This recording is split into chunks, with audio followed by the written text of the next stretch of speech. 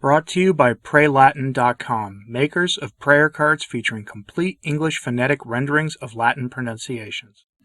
The reports of the coming changes to Benedict XVI's motu proprio Summorum Pontificum continue to roll in, and while some express skepticism that the Latin Mass will be in any way restricted, enough reports have come in from Rome that even mainline, tradition-friendly cardinals have spoken up in defense in the traditional Mass and the traditional sacraments, especially on the impact the Latin Mass has had in the lives of Catholics.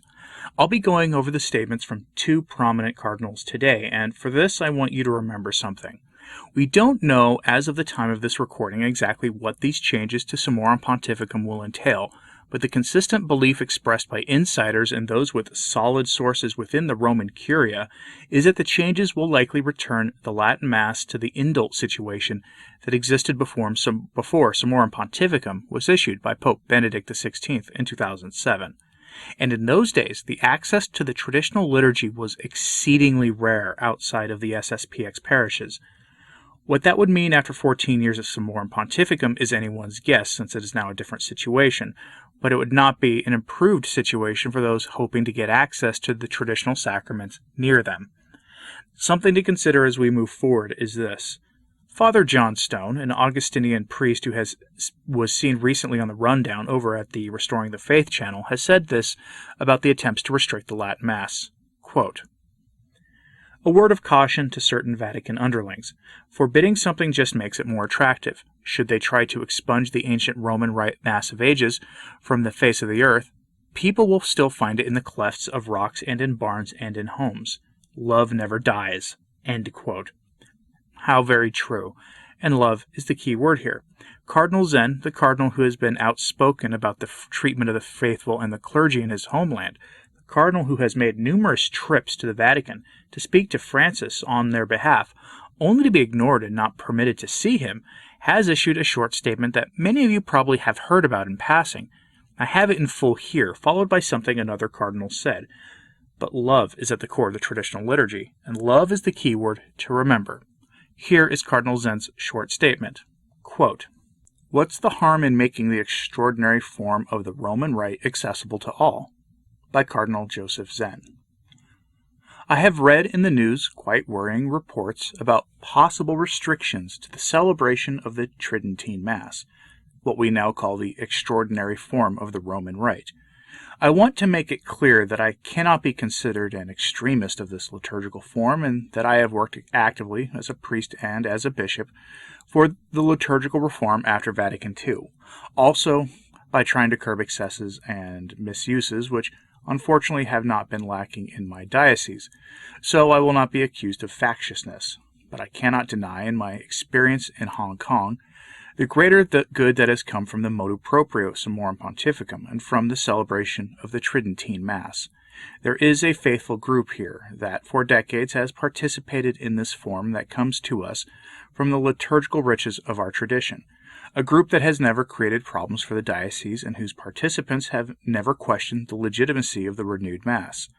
Many young people have passed through the communities that participate in the extraordinary form in my diocese, and through this Mass they have rediscovered the sense of adoration and reverence that we owe to God, our Creator. I have worked for the liturgical reform, as I said, but I cannot forget the Mass of my childhood. I cannot forget when, as a child in my home city, my father, a devout Catholic, took me to Mass every day, and on Sundays made me attend 5 Masses. I felt such reverence, I was so fascinated, and still am, by the beauty of Gregorian chant, that I think that experience nourished my vocation to the priesthood, as it did for so many others. I remember that many of the faithful in my country, and I don't think all of them knew Latin, participating in the liturgical ceremonies with great enthusiasm, just as I can now witness in the community attending the Tridentine Mass in my city. The Tridentine Mass is not divisive. On the contrary, it unites us to our brothers and sisters of all ages, to the saints and martyrs of every age, to those who have fought for their faith, and who have found in its inexhaustible spiritual nourishment. And there you have it. That translation was provided to the world by Catholic reporter Diane Montagna, and I haven't found it in print anywhere except on Twitter, so if you want to see it, I'll have a link to it in today's show notes at returntotradition.org. That's the name of this channel with a .org at the end. Skip past the Patreon pop-up since I don't have a paywall for my sources, and you'll find today's show notes prominently displayed. Zen has been known for saying the traditional liturgy for quite some time. I don't think anyone would dare to call him a traditionalist cleric by any stretch of the imagination. When Archbishop Vigano and the auxiliary bishop of Kazakhstan were engaged in their debate about the Vatican reforms and renewals, Cardinal Zen chimed in on the side of the Second Vatican Council in a vague way while also admitting that he wasn't a theologian. So be it. But the voices of the more mainstream bishops who speak in defense of the traditional liturgy are extremely important in these times. It demonstrates that the Mass itself is not something that only those of us on the fringes of the Church seek after. Hardly, if the uncontested growth across the board of the traditional Mass is any evidence of how much the laity actually want the traditional sacraments in the traditional liturgy. And anecdotally, I can say without hesitation that the numerous emails I receive from people asking for resources on how to find the traditional Mass near them point to this as well, though again that is merely anecdotal evidence. But Cardinal Zen isn't the only cardinal speaking on this issue in favor and in defense of Summorum Pontificum.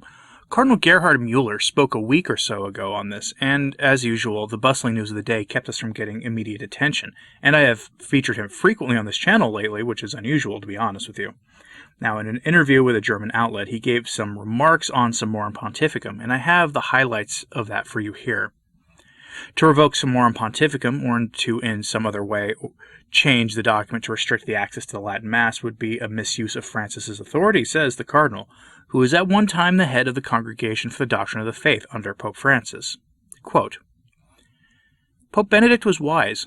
He made a good reconciliation between the two forms. The Church has authority to regulate the external elements of the liturgy, obviously, but not the substance. This is why in these situations prudence is needed. One cannot, with a misuse of authority, instead prohibit going to meet so many faithful sensitive to the ancient liturgy. End quote.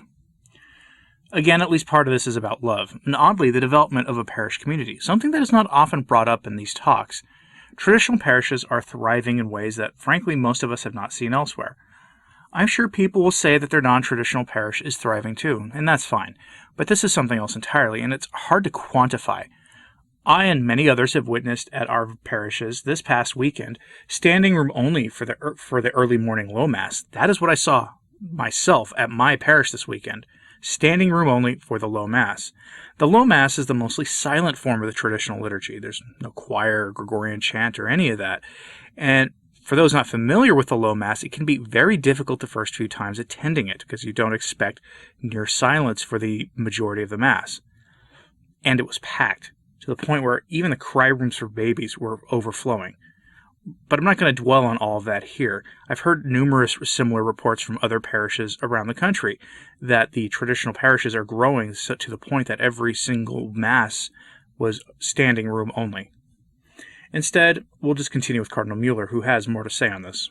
Quote, we always talk about dialogue, synodal dialogue, etc., but if we act with this misuse of authority that is unprecedented in the history of the Church, we fail to be prudent and respectful of these groups of faithful who wish to celebrate the Holy Mass in this form, which, I repeat, is the same substance, but it is the form used up to Pope John the 23rd.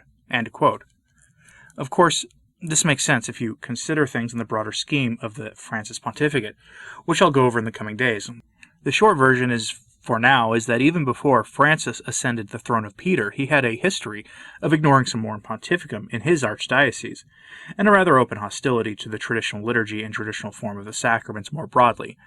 This isn't surprising at all in hindsight, so this misuse of authority should not surprise anyone who has watched this pontificate for some time. But Mueller goes on to describe the opposition to Summorum Pontificum that has reportedly come out of the Italian Bishops' Conference, as well as out of France, and how to him the opposition to the liturgy makes no sense. Quote, this opposition makes no sense, if not that of provoking new reactions and new problems and tensions in the Church. Instead of calming the situation and concentrating on the great challenges of Christianity today, which require us to react to secularism and nihilism, we're concerned with creating new tensions within the community of the faithful. Mueller stressed that respect for the faithful is very important. The faithful cannot be treated like first-grade children, as they did in St. Peter's when they took away masses celebrated by priests with a few groups of faithful in various languages, including that in Latin and in the extraordinary form. St. Peter is the church of all Christians. If he arrives, I know a Frenchman, it is right that he should have the opportunity to attend Mass in Latin or in his language." End quote. Again, to maintain some form of decorum and unity in the church, all this isn't that hard. But remember, Francis admitted that he'll likely be remembered as the pontiff that provoked a schism. He said that a year or so ago. He admitted, and even joked, about not being afraid of provoking a schism within the church. But this isn't only about the Latin Mass and the traditional form of the sacraments. This is about theology, and I'll go into that in greater detail in the coming days. Remember for now what I keep hitting on in all of this. The Vaticanista, Massimo Fascioli, has said that the core issue is that we, the faithful, can have the traditional liturgy, but not the traditional theology of the Church. What Francis and others understand is that the traditional liturgy is an expression of the traditional theology of the Church, and nothing can really change that. The Latin Mass's widespread existence is itself a threat to the Nouveau Theologie of Rahner and Desjardins and the rest, a theology that was triumphant at the Council according to very mainstream figures like Bishop Barron and the rest. And that is, I think, what people are truly hungry for. The same faith of their forefathers, the same faith that our grandparents and great-grandparents received from the Church. And that cannot be tolerated by some in the Church today. Again, I'll have more on that in the coming days, but for now, remember that Massimo Fascioli remarked on Twitter this past weekend that receiving the Eucharist in a state of grace was not a teaching of the Church. He said that this past weekend. And that really tells you everything you need to know about what the mainstream figures who oppose sacred tradition really think and believe. But I want to know what you think about all of this. Let me know your thoughts in the comments below. Is it good that mainstream adjacent bishops are speaking in defense of Summorum Pontificum? Or do these bishops not matter in the grand scheme of things? Let me know what you think, and also like, subscribe, and hit the bell so you don't miss an update. It really does help. And as always, pray for the Church. I'm Anthony Stine. Ave Maria.